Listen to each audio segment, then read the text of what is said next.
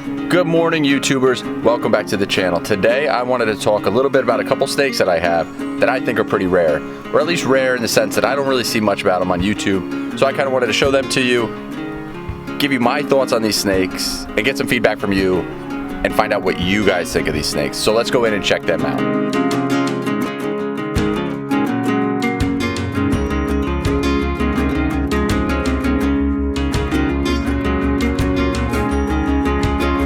Alright, so welcome back to the snake room. I wanted to go over two of the snakes that I have that I don't really see talked about that much on YouTube, and I don't really understand why. I know they're somewhat rare, but I think they're amazing snakes. So I'm going to take one out and I'm going to talk about it. So let me get out one of these snakes and I'll show you what I'm talking about.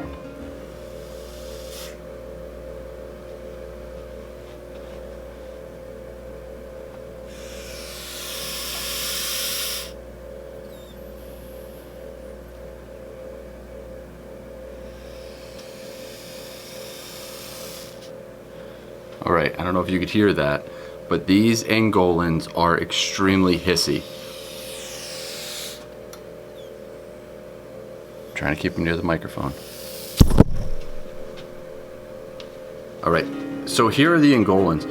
The Angolans are pretty awesome. They're very much like a ball python. They're from Africa. They have bodies that look just like ball pythons. Their heads, I think, look very, very close to that of a ball python.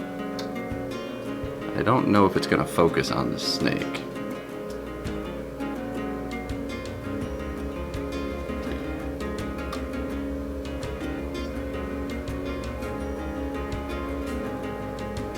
So they do have like beaded scales. Their scales are like very bumpy on the spine and just very rough compared to that of a ball python.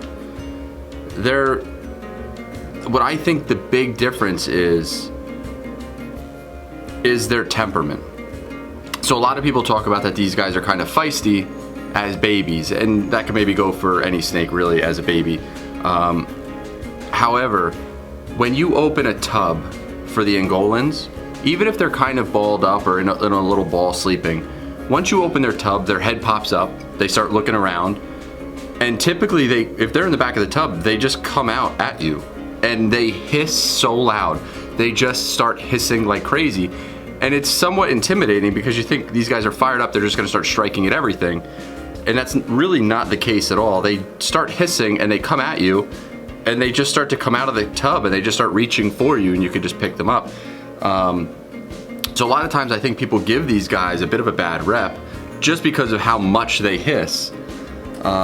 But their personalities are so much different than a ball python. They're very curious and inquisitive snakes, whereas you could have a ball python that you open the tub and they don't even lift their head, they don't look at you, they just stay in their ball and they could care less about you.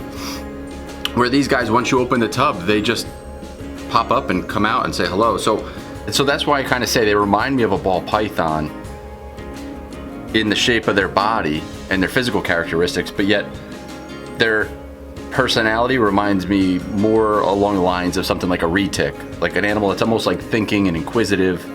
And so now for him, he's 500 grams. And the female that I have also, she's about the same, 500 grams. She just ate last night, so I'm letting her settle. Now, with the Angolans, I am excited to breed them in the future. I'd love to make just more pure Angolans. But also the other thing that I wanted to talk a little bit about is people that breed these with other species. So a lot of people breed these and make hybrid animals. They breed the Angolans with snakes like Woma pythons, ball pythons, Sumatran blood pythons, and they make really amazing looking animals. And especially some of the ball python crosses that I've seen, Angolan ball pythons, they seem to keep the characteristics, the scale characteristics of the Angolan. So they seem to come out with that beaded scales.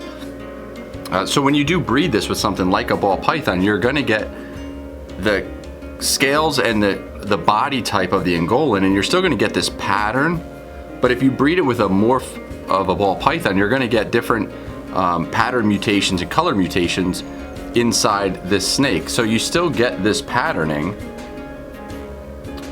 but depending what you breed it to, it's going to start to mutate this pattern in color. So it does start to open up some options. However, you are kind of degrading the species itself, that pure species, by crossing it with another animal. So you do get some people who get upset or offended, or they don't like to see species being bred to different types of animals.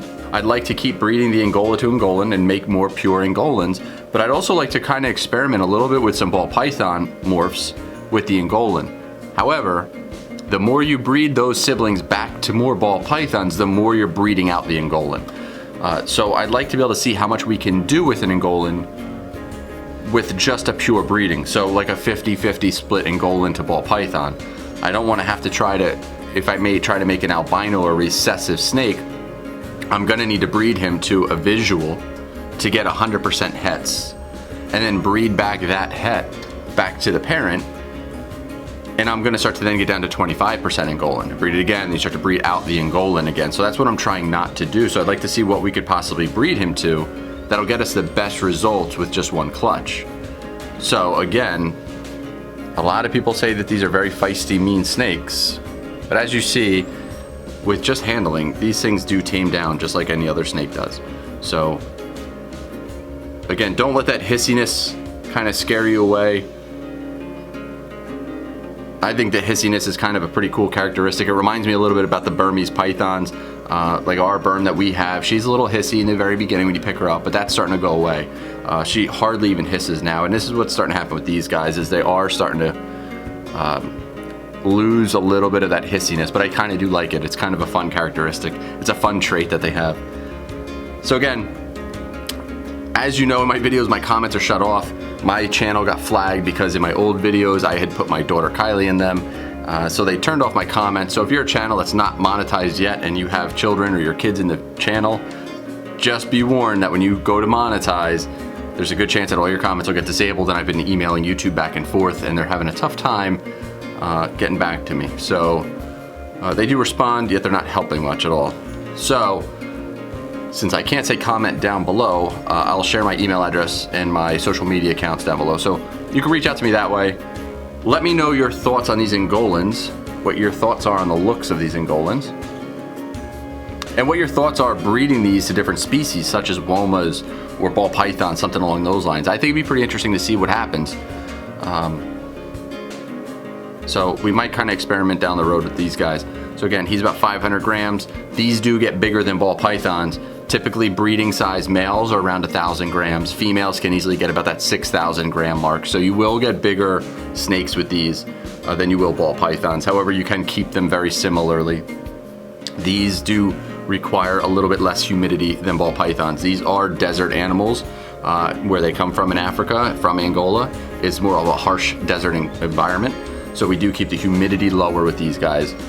You don't keep it damp at all. We try to not even worry about misting them too much when they're in shed. They do great in low humidity. Too much humidity, you're going to start to induce that RI, or you possibly could induce respiratory infection with them. So humidity stays low. Otherwise, the care requirements are very similar to ball pythons.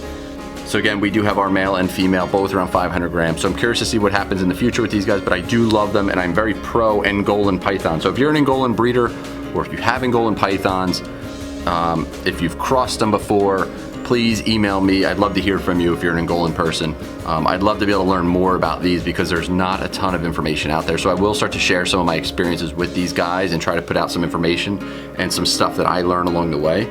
So again, email me. All my stuff's in the description below. If you haven't already subscribed to my channel and you like videos like this, please subscribe to the channel. I'd love to have you in part of our community. Reach out, give me your thoughts on this snake, and I'll share some of the comments and stuff that I get in our next video. Until then, peace out, everybody.